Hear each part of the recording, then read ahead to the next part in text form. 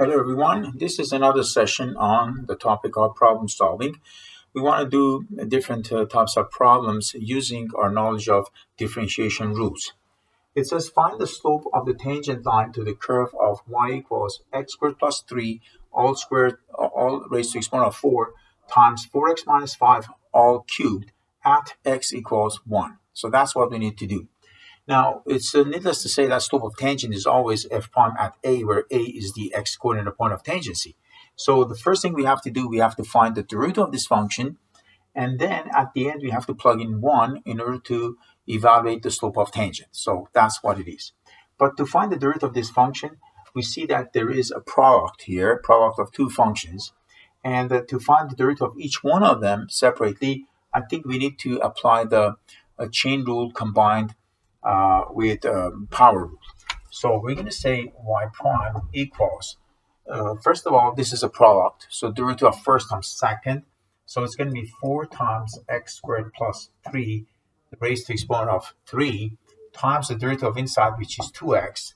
This is going to be u prime times v, which is 4x minus 5 cubed. Okay. And then we say plus derivative of second times first. Now, derivative of second is going to be 3 times 4x minus 5 to the exponent of 2 times the derivative of inside, which is 4.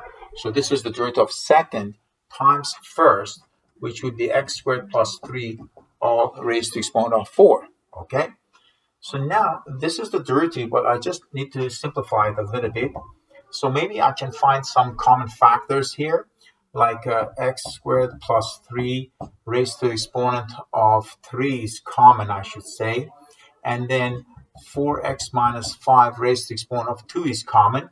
So from the first big term, if I factor out these two, I'm going to end up with 8x and then times 4x minus 5.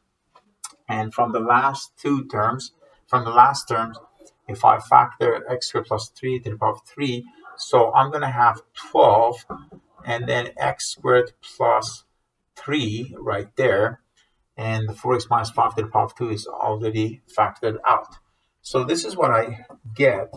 And inside the brackets, of course, it is going to be 32x squared minus 5 times 8 is negative 40x plus 12x squared plus 36. And this is going to be 44x squared. So 44x squared, 44x squared minus 40x plus 36.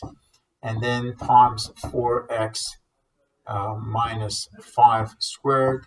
And then x squared plus 3 cubed. Okay. And I think we didn't make any mistakes here. And we got this answer. Okay.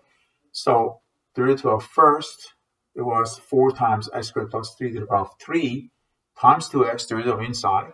And then times the second function plus derivative of the second, which was 3 times 4x minus 5 to the power of 2 times the derivative of inside, which was 4 only, times the first function, which is x squared plus 3 to the power of 4. So that was the product rule application here.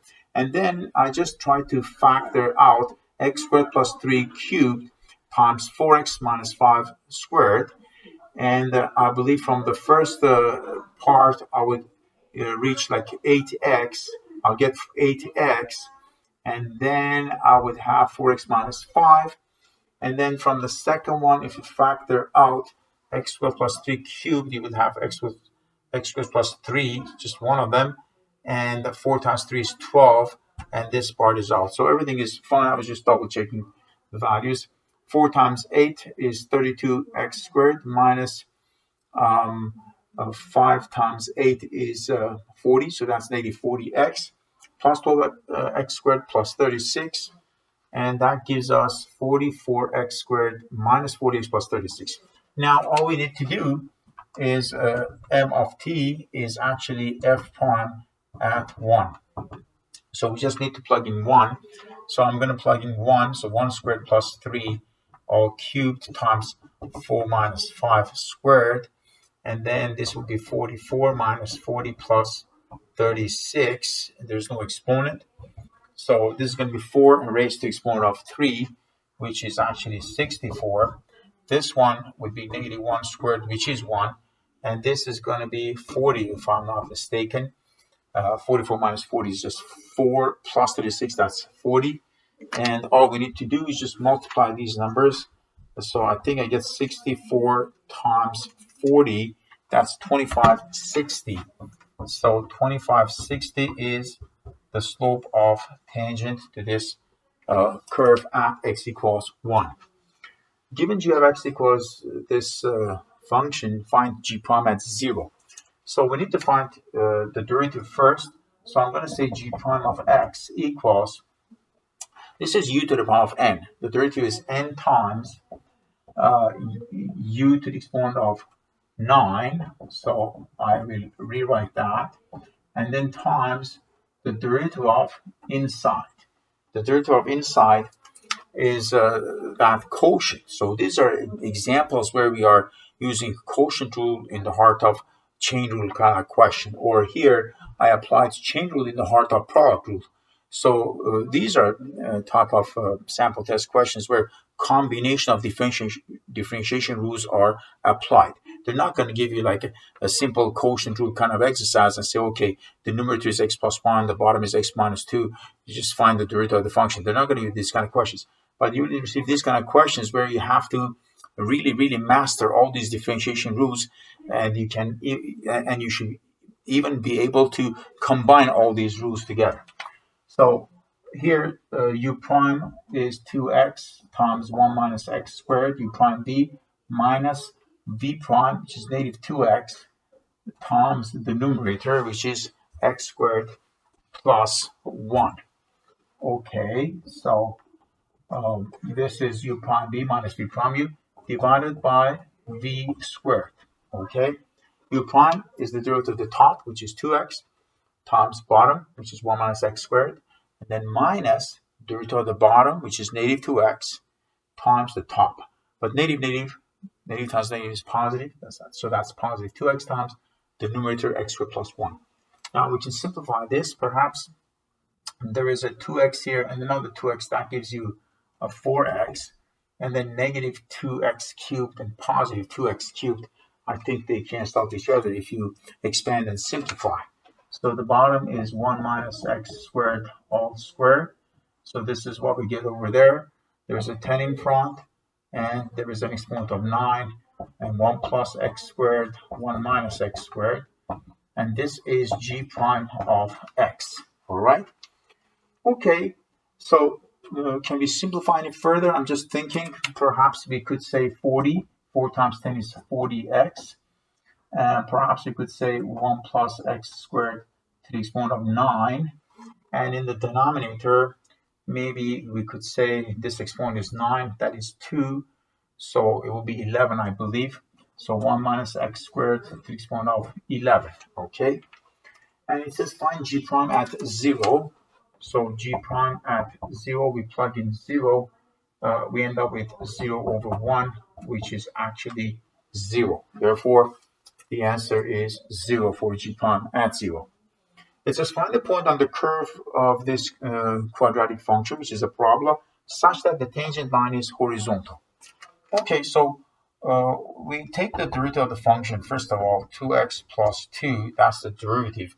Then we're going to say slope of tangent is f prime at a, where a is the x-coordinate point of tangency. And then we're going to say, because we want this tangent line to be horizontal, it means that the slope must be 0 clearly. So we're going to say 0 should equal to f prime at a, which means 2a plus 2.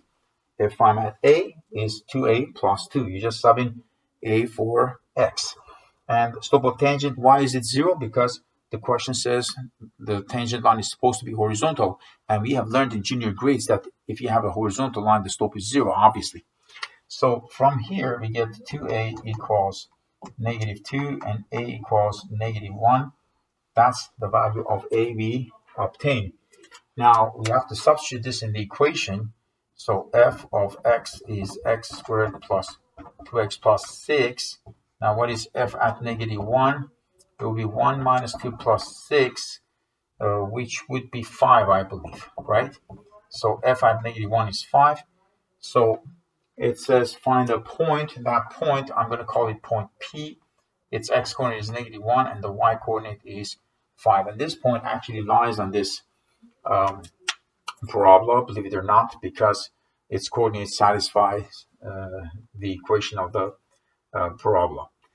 I wonder what the vertex of this parabola is. I think the vertex is x equals -1, which is right here. So this tells us that we are talking about this tangent line, which is actually touching the parabola at the vertex, and that is the reason why the tangent line actually is horizontal. Because if it was any other point on the parabola other than the vertex, then I don't think the tangent line would be horizontal. It would be slant, either falling from left to right or rising from left to right. But because I believe this point must be the vertex of this parabola, because the point is the vertex, so that makes sense that the tangent line is actually horizontal and that the tangent touches the parabola at its vertex. Find h prime at 2, given h of x equals f o g of x, composition of functions. F of u is given, u squared minus 1, g at 2 is 3, g prime at 2 is -1, so on and so forth. So we're going to say h of x is, of course, f o g of x, which is f of g of x. That's the composition of the two functions. So we know that much. But what is the derivative? What is h prime of x? Well, we have to use the chain rule, if you remember. We said it's going to be f prime evaluated at the inner function, g of x, times g prime of x. That's what we said. Now, we are looking for h prime at 2. So h prime at 2 would be f prime at g at 2 by substituting 2 for x times g prime at 2, right? Now, what is g at 2 is 3. So this is 3. So we're talking about f prime at 3 times g prime at 2 is -1 because it is given. So h prime at 2 equals this expression. But what is f prime at 3? We don't know yet. So perhaps we can use this information. And perhaps we can say, for example, f prime of u equals 2u, right? Because we're not thinking about the letters. If you say f of u equals u squared minus 1, you can also say f of x equals x squared minus 1. You can say f of w equals w squared minus 1, and so on and so forth. So f prime of u would be 2u, f prime of x would be 2x, you can say. So if that is the case, then what would be f prime at 3? So it will be 2 times 3, which is 6. So if this is equal to 6, and that is equal to -1, guess what? H prime at 2 will equal to -6, obviously, okay?